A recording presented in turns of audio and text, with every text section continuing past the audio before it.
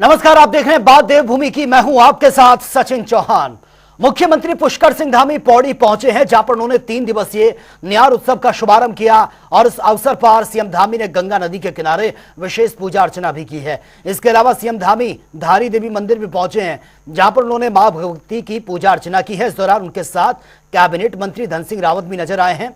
आपको बता दें कि इस न्यार उत्सव के तहत बिलखेत से व्यास घाट तक साइकिलिंग, राफ्टिंग और साथ ही वाटर स्पोर्ट्स फेस्टिवल सहित कई सांस्कृतिक कार्यक्रम भी आयोजित किए जाएंगे।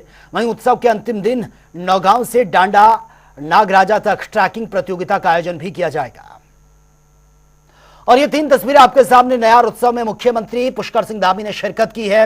और ये दूसरी तस्वीर आप देख सकते हैं, गंगा नदी के किनारे पूजा अर्चना करते हुए नजर आए। और ये तीसरी तस्वीर आप देखिए, धारी देवी मंदिर में मां भगवती की पूजा अर्चना करते हुए नजर आ रहे हैं उत्तराखंड के मुख्यमंत्री पुष्कर सिंह धामी और साथ ही मंत्री धन सिंह रावत भी उनके साथ मौजूद हैं। सभी का आज इस न्यार महोत्सव के उद्घाटन अवसर पर आप सभी का अपनी ओर से हार्दिक स्वागत करता हूं। आप सबका अभिनंदन करता हूं और आप सबको मैं बहुत बधाई देता हूं। और ये उत्सव वास्तव में जब भी कोई उत्सव होता है तो उत्सव ये किसी हमारे लिए सबके लिए खुशी का अवसर होता है, हर्ष और उल्लास का अवसर होता है, हमारे अंदर नई चेतना, नए उमंग का अवसर होता है। और आप सब भी मैं देख रहा हूं दूर दूर से आज इस उत्सव में भाग लेने आए हैं। मैं इस अवसर पर गंगा मैया और न्यार नदी के संगम की इस पावन भूमि पर महर्षि व्यास की पवित्र तपोस्थली को अपना मैं सौभाग्य मानता हूं कि मुझे इस पवित्र भूमि पर आकर आज यहां पूजा अर्चन करने का और आप सबके दर्शन करने का सौभाग्य प्राप्त हुआ। मैं इस भूमि को भी दोनों हाथ जोड़कर प्रणाम करता हूं।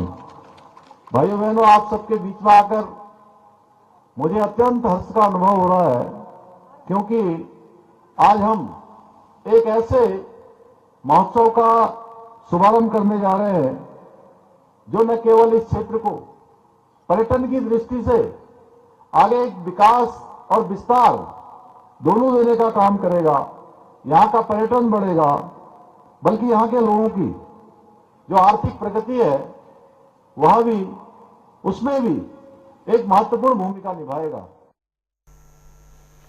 और उत्तराखंड में यूसीसी लागू करने के लिए धामी सरकार पूरी तरह से तैयार है। कानून को लागू करने से पहले नियमावली पर जो काम किया जाना है उस काम को प्रथम चरण ये कंप्लीट हो चुका है, जिस नियमावली समिति ने नियमावली बनाकर सरकार को बकायदा सौंप भी दी है।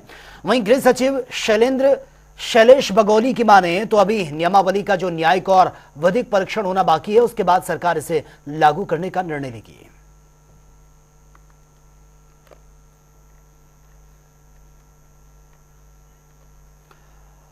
और देहरादून के गोविंदगढ़ में अवैध गेट को हटा दिया गया है। दरअसल राष्ट्रीय लोकदल के समस्त पदाधिकारियों रालोद प्रदेश अध्यक्ष राजेंद्र पंत की अगुवाई में सिंचाई विभाग के ऑफिस पर पहुंचे हैं। उन्होंने अधिशासी अभियंता राजेश लांबा से मुलाकात कर अवैध तरीके से लगाए गए गेट को हटाने की मांग की है, जिसके बाद अधिशासी अभियंता के आदेश के बाद गेट को हटा दिया गया है। एसडीएम महोदय सदर ने और डीएम साहब ने जो इसमें तत्काल कार्रवाई कराते हुए जांच करवाई, वो इसमें सबसे ज़्यादा सहयोगी रहा। और उसी सहयोग ने ये बात प्रमाणित करी उस रिपोर्ट ने कि वो लगाया वो गेट अवैध है, बिना परमिशन के लगाया। और इसमें सबसे बड़ा एक पहलू ये भी था कि सिंचाई विभाग ने जिसने दावा किया गेट हमने लगाया, वो सिंचाई विभाग के सामने जब आज हमने सुबह जाके तथ्य रखे, उनके हम एक्शन से अधिशासी अभियंता लांबा जी से मिले, उन्होंने सारी बातों के पहलू जानते ही तत्काल प्रभाव में अविनाश जी को फोन किया और हमारे सामने आदेशित किया कि आज शाम तक किसी भी हालत में ये गेट हट जाना चाहिए। अगर इस गेट को लगाने के लिए आपको किसी भी मंत्री, विधायक या अन्य किसी बड़े राजनेता ने कहा है तो आप सीधे उनकी बात मुझसे करवाइए, मैं उन्हें स्पष्ट करूंगा। और देहरादून के प्रेमनगर थाना क्षेत्र के टी एस्टेट में चेकिंग के दौरान अंतरराज्यीय लग्जरी वाहन चोर गिरोह का मुख्य सदस्य गिरफ्तार कर लिया गया है। और इस पर जानकारी देते हुए एसएसपी अजय सिंह ने कहा है कि चेकिंग के दौरान 2 संदिग्ध वाहनों को जब रोकने का प्रयास किया गया तो उन्होंने एसओजी की गाड़ी को टक्कर मारी और भागने की कोशिश की है, जिसके बाद पुलिस की ओर से जब उनका पीछा किया गया तो चोर हैं पुलिस के बीच हुई मुठभेड़ में चोर के पैर में गोली लगी है, जिससे चोर को गिरफ्तार कर लिया गया। हालांकि एक अभियुक्त अभी भी फरार बताया जा रहा है, जिसको ढूंढने का प्रयास पुलिस का लगातार जारी है। ये कल देर रात्रि सूचना मिली थी कि अंतर्राज्यीय वाहन चोर गिरोह के 2 सदस्य यहाँ पर जो है देहरादून में किसी रेकी करने वारदात करने को आ रखे हैं। सूचना जो हमें दिल्ली पुलिस से स्पेशल सेल के माध्यम से भी मिली थी और इसके लगातार इसमें हम मॉनिटरिंग कर रहे थे और एक चेकिंग अभियान विभिन्न क्षेत्रों में चल रहा था। सूचना के आधार पर जो हमारी स्पेशल टीम एसओजी की वो और थाना प्रभारी भी अलग अलग स्थानों पर लगे थे और इसके बाद जो संदिग्ध वाहन था जब उसको रोकने का 2 वाहनों को प्रयास किया गया तो हमारे जो सरकारी वाहन एसओजी का उस पर भी तेज टक्कर मार के बदमाश भागने के 2 दिशाओं में भागे 2 गाड़ियों से, जिनका पीछा किया गया और टी स्टेट में गिरने के बाद जो है इसमें अनुभव त्रिपाठी है जो भरदोई का, इसके द्वारा बचने के लिए पुलिस पार्टी पर फायर भी किया गया और जिसके जवाबी फायर में उसके दाहिने टांग पर गोली लगी, जिसे तत्काल प्राथमिक चिकित्सालय प्रेमनगर में भर्ती कराया गया। वहाँ के बाद उपचार के लिए यहाँ पर दून अस्पताल भुवनेश्वर में रेफर कर दिया गया। और उत्तराखंड में एस्ट्रो टूरिज्म को लेकर प्रदेश सरकार लगातार इस पर काम कर रही है और इस पर उत्तराखंड के पर्यटन मंत्री सतपाल महाराज ने कहा कि हमने अधिकारियों से पूरी रिपोर्ट मांगी है ताकि वो गांव में जो अधिक ऊंचाई पर हैं, जहां पर किसी जंगली जानवर का कोई खतरा ना हो, वहां पर भी एस्ट्रो टूरिज्म का प्रचार प्रसार यह किया जा सके। हमने कार्यशाला पूरी मांगी है, पूरी रिपोर्ट मांगी है कि इसकी एक वर्किंग सिस्टम एक लाएं, जिससे कि हम चाहते हैं कि जो गांव ऊंचाई पर हैं, जहां सेफ इलाका है, जहां कोई जंगली जानवर का इंक्रोचमेंट नहीं होता है और पर्यटक सेफ हो, वहां पर वो बेड लगा करके, वहां के जो युवक मंगल दल हैं बेड लगा करके टूरिज्म को प्रमोट कर सकते हैं। समर्स में ये होता है ताकि आप स्टार्स को देख सकें, तो इसको हम एयर सफारी या स्टार सफारी कह करके संबोधित करेंगे और इसको हम पूरी एक योजना बना करके इसको हम ला रहे हैं। और उत्तराखंड की धामी सरकार प्रदेश में यूनिफॉर्म सिविल कोड को लागू करने से मात्र 1 कदम की दूरी पर है। यूसीसी लागू करने को लेकर लगभग सभी काम कंप्लीट हो चुके हैं, लेकिन विपक्ष अभी भी लगातार यूसीसी को लेकर सरकार पर हमलावर है, जिसके जवाब में बीजेपी विधायक ने कांग्रेस को मुस्लिम लीग कांग्रेस तक बता दिया है। देखिए, ये सर्वविदित है मुस्लिम लीग का समर्थन कौन करता है, मुस्लिम लीग के रास्ते पर कौन चल रहा है, सब जानते हैं। शायद विनोद चमोली जी को इसका ज्ञान नहीं है कि आज़ादी से पहले 37-38 में जब सरकारें बनी थी, ब्रिटिश सरकार ने जब जनप्रतिनिधियों को सत्ता सौंपी थी, यही सरकार, यही भारतीय जनता पार्टी थी। हिंदू महासभा इनकी होती थी। इनके लोगों ने मिलकर बंगाल में भी मुस्लिम लीग के साथ मिलकर सरकार बनाई थी और पाकिस्तान में भी, जो आज पाकिस्तान का पंजाब प्रांत है, उसमें भी इन्होंने मुस्लिम लीग के साथ मिलकर सरकार बनाई थी। और इनके जो जनसंघ के संस्थापक अध्यक्ष थे श्यामा प्रसाद मुखर्जी, बंगाल में सरकार में मंत्री हुआ करते थे। शायद विनोद चमोली जी अपना ज्ञान ठीक कर लें, अगर नहीं है तो उसमें ज़रा दुरुस्त कर लें, लेकिन इस तरह के आरोप लगाने से पहले अपने गिरेवा में भी झांकना चाहिए। जनसंघ के जमाने से भारतीय जनता पार्टी के जमाने जब शुरुआत हुई थी, तब से लेकर आज तक यूसीसी हमारा मुद्दा रहा है और आज हम उस मुद्दे का समाधान कर रहे हैं। देश की जनता से जो वादा करके हमारी पार्टी आगे बढ़ी है, आज हम उस पर खरे उतर रहे हैं। इसके लिए कांग्रेस के पेट में दर्द हो रहा है। जहाँ तक कांग्रेस का सवाल रहा, तो मैं तो अक्सर कह रहा हूँ कि अब ये जो आज की जो कांग्रेस है, ये मुस्लिम लीग बन चुकी है। ये कांग्रेस नहीं रही है। ये वो कांग्रेस नहीं जिसने कभी इस देश की आज़ादी के लिए काम किया होगा। ये वो कांग्रेस नहीं रही जिसने 70 साल तक यहाँ पर शासन चलाया होगा। ये कांग्रेस सिर्फ और सिर्फ मुस्लिम समाज को समर्पित कांग्रेस हो गई है। और प्रदेश में मानसून सीजन में बारिश से सरकारी विभागों को हुए नुकसान के लिए एक समन्वय समिति का गठन किया गया था। आपको बता दें कि समिति ने अपनी जो रिपोर्ट है वो तैयार कर ली है और सर्वे का काम पूरा कर लिया गया है। इसी के मद्देनजर जिलाधिकारी नैनीताल ने हल्द्वानी स्टेडियम के आसपास हुए नुकसान का स्थलीय निरीक्षण किया। साथ ही समन्वय समिति के साथ बैठक कर जल्द से जल्द निर्माण कार्यों को दोबारा से पूरा करने के निर्देश दिए गए हैं।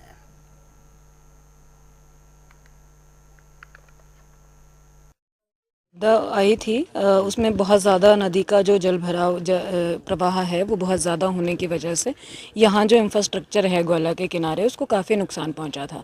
उसमें पीडब्ल्यूडी की रोड भी है और रेलवे का कुछ इंफ्रास्ट्रक्चर है, इसके साथ NHAI का ब्रिज है और ये खेल विभाग का एक स्टेडियम भी है।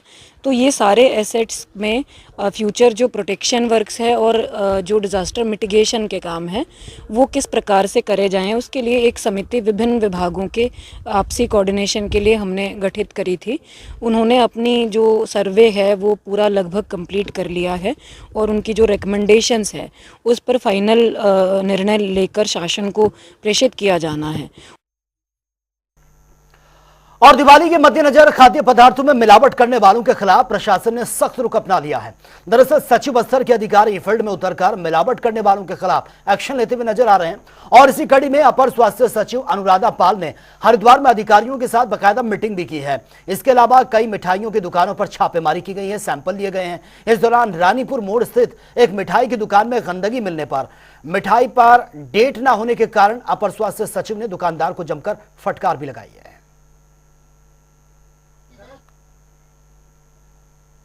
हमने रानीपुर मोड़ की जो 5 स्टार प्रीमियम शॉप है उस पर छापेमारी करी है। हमने पूरा इनकी किचन चेक किया है। किचन चेक करके हमें बहुत ही गंदगी हमें मिली है, जहाँ पर ना तो स्टाफ के पास ग्लव्स है, मास्क नहीं है और किचन में स्टाफ जो है खाना खाते हुए पाया गया है कि जबकि खाने के लिए स्टाफ का स्पेस अलग होना चाहिए, जहाँ पर खाना बन रहा है वहाँ पर खाना नहीं है। और 2 दिन का भी जो उन्होंने पुराना जो कच्चा वो है रखा हुआ है, आटा जहाँ पर गूंद रहे वो मशीन बहुत ज़्यादा डर्टी थी। बाकी जो भी और कमियां पाई गई हैं एक्सपायरी डेट को लेकर, मिठाइयों पर एक्सपायरी डेट नहीं लिखी हुई है, वो डिटेल में इंस्पेक्शन मेरी पूरी टीम कर रही है। ऑनलाइन जो हमारा मॉड्यूल है इंस्पेक्शन का वो पूरा चल रहा है। जैसे भी जो भी उसमें कमियां इंगित होंगी वो उनका नोटिस इनको सर्व हो जाएगा और उसके हिसाब से उनको आगे की।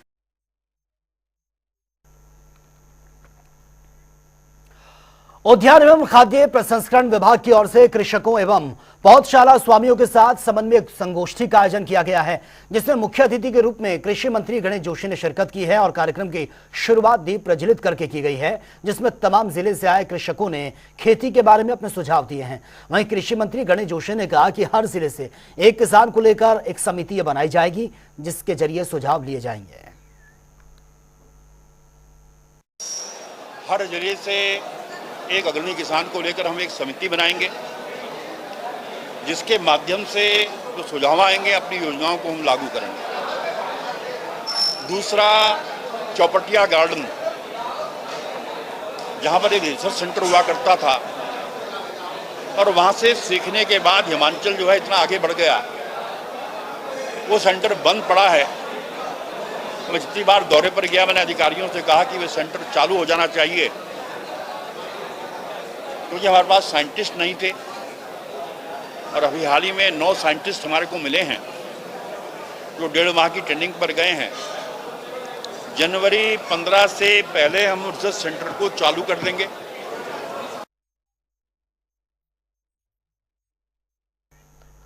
उत्तराखंड की केदारनाथ विधानसभा सीट के लिए उपचुनाव के लिए बीजेपी ने अपने 40 स्टार प्रचारकों की लिस्ट जारी कर दी है। इसमें मुख्यमंत्री पुष्कर सिंह धामी हैं, बीजेपी के प्रदेश अध्यक्ष महेंद्र भट्ट का नाम भी है और 6 सांसद सहित कई लोगों के नाम इसमें शामिल हैं। वहीं बीजेपी के प्रदेश महामंत्री आदित्य कोठारी ने बताया कि जल्द ही स्टार प्रचारक केदारनाथ में पार्टी के लिए प्रचार प्रसार करते हुए नजर आएंगे। वहीं कांग्रेस के प्रदेश उपाध्यक्ष सूर्यकांत धस्माना ने कहा कि केदारनाथ उपचुनाव में कांग्रेस पार्टी की जीत होने जा रही है। बीजेपी की ओर से स्टार प्रचारकों के मैदान में उतरने से पार्टी को कोई भी लाभ नहीं मिलेगा। भारतीय जनता पार्टी ने केदारनाथ विधानसभा चुनाव की दृष्टि से अपनी पूरी तैयारी कर ली है और उसके लिए चुनाव आयोग के द्वारा नाम स्टार प्रचारकों के रूप में मांगे गए थे। तो भारतीय जनता पार्टी ने अपने वरिष्ठ नेताओं के 40 नेताओं के नाम भेजे थे और चुनाव आयोग के द्वारा 40 वरिष्ठ नेताओं को स्टार प्रचारक के रूप में अपनी स्वीकृति दी है और हम लोग यथाशीघ्र प्रत्याशी का चयन हमारा केंद्रीय पार्लियामेंट्री बोर्ड करके उसकी घोषणा हो जाएगी और 29 तारीख को अंतिम दिन है नामांकन का, तो उससे पहले ही जो है सारी प्रक्रिया पूरी होगी। बद्रीनाथ में 60 किए थे, मंगलौर के लिए भी 60 किए थे। मंगलौर में क्या हुआ और बद्रीनाथ में क्या हुआ? केदारनाथ में 5 मंत्री पहले लगा दिए, अब 40 स्टार प्रचारकों की पूरी एक लिस्ट जारी कर रहे हैं। अब 40 नहीं, ये ला करके मोदी जी को गुफा में बैठा करके धुनी भी रमवा दें हम। अब भोले बाबा इनकी बात समझ गए। भोले बाबा को भी इन्होंने बहुत ज़्यादा ठगने का काम किया। 228 किलो सोना केदारनाथ के सारे लोग पूछ रहे हैं कहाँ गया। सारे लोग पूछ रहे हैं कि गुफा का नाम क्यों चेंज हो गया। सारे लोग पूछ रहे हैं कि जो आपने धाम बनाने का कुप्रयास दिल्ली में किया था, वहाँ जो शिला रह गए थे वो शिला वापस आज तक नहीं आई। सारे लोग जानते हैं कि आप केदारनाथ, बद्रीनाथ, गंगोत्री और यमुनोत्री की यात्रा को डाइवर्ट करने की साजिश भी कर रहे हैं, वो भी लोग जानते हैं। तो इसलिए प्रदेश का बेरोजगार। और वहीं केदारनाथ उपचुनाव से ठीक पहले कांग्रेस में अंतरकला भी देखने को मिल रही है, जिस पर बीजेपी के प्रदेश प्रवक्ता विपिन कैंथुला ने कांग्रेस पर चुटकी ली है। उन्होंने कहा कि कांग्रेस में उठापटक आज कोई नई बात नहीं है, बल्कि ये तो पीढ़ियों से चलता आ रहा है। देखिए, कांग्रेस एक गिरोह की पार्टी। कांग्रेस में गिरोह, हलाने का गिरोह, हलाने का गिरोह, इसका गिरोह, उसका गिरोह, वो गिरोहों में बटी हुई पार्टी। तो गिरोहों की लड़ाई चल रही है। पर्यवेक्षक जिनको बनाया गया है, प्रदेश अध्यक्ष जी कहते हैं कि उनको हवा ही नहीं है कि इनके नाम पैनल में भेज दिए गए हैं। भारतीय जनता पार्टी एक अनुशासन प्रिय पार्टी है। भारतीय जनता पार्टी एक कैडर बेस्ड पार्टी है। भारतीय जनता पार्टी के अंदर सभी लोगों के सामूहिक निर्णय के बाद प्रत्याशी को तय किया जाता है, प्रत्याशियों का पैनल बनाया जाता है। कांग्रेस गिरोह पार्टी है, गिरोहों में चलने वाली पार्टी है, अपने अपने धड़ों की पार्टी है। तो धड़ों की लड़ाई है। और मैं तो कहता हूं कि कांग्रेस के अंदर लेग पुलिंग का खेल आप देखेंगे राष्ट्रीय नेतृत्व से लेकर के प्रदेश तक साफ साफ दिख रहा है। निश्चित रूप से वो हताश है, निराश है। भारतीय जनता पार्टी केदारनाथ उपचुनाव बहुत बड़े अंतर से जीतने वाली है।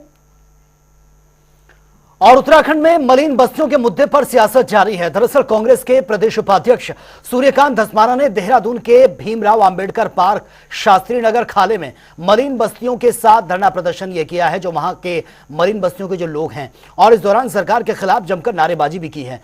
और इस दौरान कांग्रेस के प्रदेश उपाध्यक्ष सूर्यकांत धस्माना ने कहा कि बीजेपी सरकार निकाय चुनाव में लाभ लेने के बार बार इन बस्तियों वासियों का इस्तेमाल करती है, माहौल पैदा कर रही है। और इसी के साथ इन्होंने सरकार से मलिन बस्तियों के मालिकाना हक दिए जाने की भी मांग सरकार से की है। भारतीय जनता पार्टी की सरकार द्वारा दूसरी बार लाया गया अध्यादेश समाप्त हो रहा है। मलिन बस्तियों के लिए 2018 में जब कांग्रेस पार्टी के बैनर तले उत्तराखंड मलिन बस्ती विकास परिषद ने मुख्यमंत्री आवास कूच किया था, सरकार ने मजबूर होकर के हाई कोर्ट का जो आदेश मलिन बस्तियों के खिलाफ आया था उसको डाइल्यूट करने के लिए एक अध्यादेश लाए थे। और उस अध्यादेश के 3 साल के अंदर मलिन बस्तियों को नियमित करना था। मलिन बस्तियों को नियमित करने का सरकार का वादा था, मालिकाना हक देने का वादा था। लेकिन 3 साल बीत जाने के बाद भी जब नहीं हुआ तो 2022 से पहले सरकार को डर लगा कि विधानसभा के चुनाव में हार न जाए, तो 2021 में फिर मलिन बस्तियों के लिए अध्यादेश लाया गया दूसरी बार। अब वो 3 साल का पीरियड फिर बीत गया और 2024 आ गया। 2024 आने के बाद भी 6 साल बीत गए। सरकार ने मलिन बस्तियों को नियमित करने के लिए, मलिन बस्तियों के लोगों को मालिकाना हक देने के लिए कोई नियमावली नहीं बनाई, कोई कानून नहीं बनाया। उत्तराखंड में चल रही चारधाम यात्रा अपने चरम पर है। इस दौरान पैदल यात्रियों की सुविधा के लिए घोड़े और खच्चरों के जरिए उन्हें धामों तक पहुंचाने का काम किया जा रहा है। और इस पर पशुपालक विभाग के निदेशक डॉक्टर नीरज सिंगल ने कहा है कि केदारनाथ धाम में लगभग 1000 घोड़े खच्चरों का इस्तेमाल किया जा रहा है, जिसमें रोजाना 800 घोड़े खच्चरों का इस्तेमाल हो रहा है।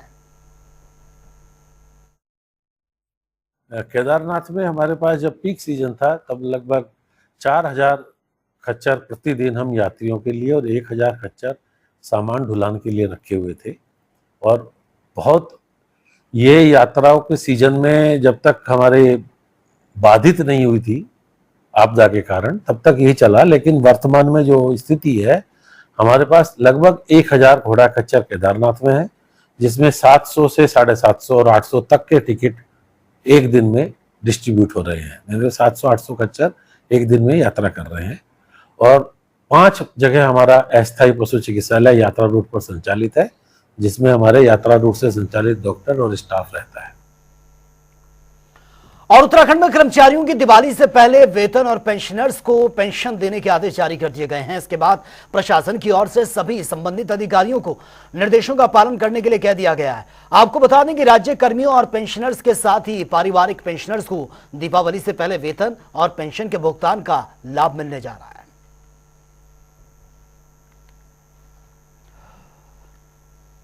चलिए खबरों में आगे बढ़ते हैं। हल्द्वानी में ई रिक्शा जाम लगने का मुख्य कारण यह बताया जा रहा है, जिसको लेकर लोगों ने कई बार प्रशासन से इसको लेकर शिकायत भी की है और इसी के तहत परिवहन विभाग ने सघन चेकिंग अभियान भी चलाया, जिस पर जानकारी देते हुए ARTO जितेंद्र सिंघवाल ने कहा है कि चेकिंग में ई रिक्शा के पत्रों की जांच लगातार ये की जा रही है और जिनके भी प्रपत्र पूरे नहीं है उन पर चालान उनका काटा जा रहा है, बड़ा एक्शन उनके खिलाफ लिया जा रहा है।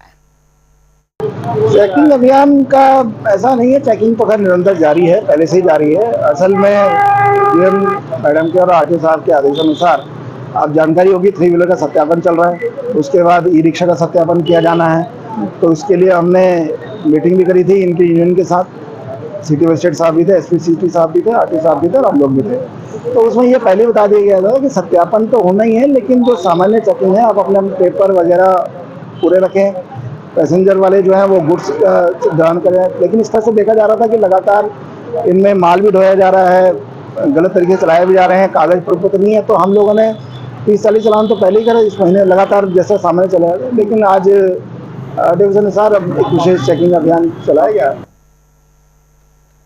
तो फिलहाल इस बुलेटिन में मेरे साथ इतना ही, लेकिन तमाम खबरों के लिए आप बने रहिए जनता टीवी के साथ। नमस्कार।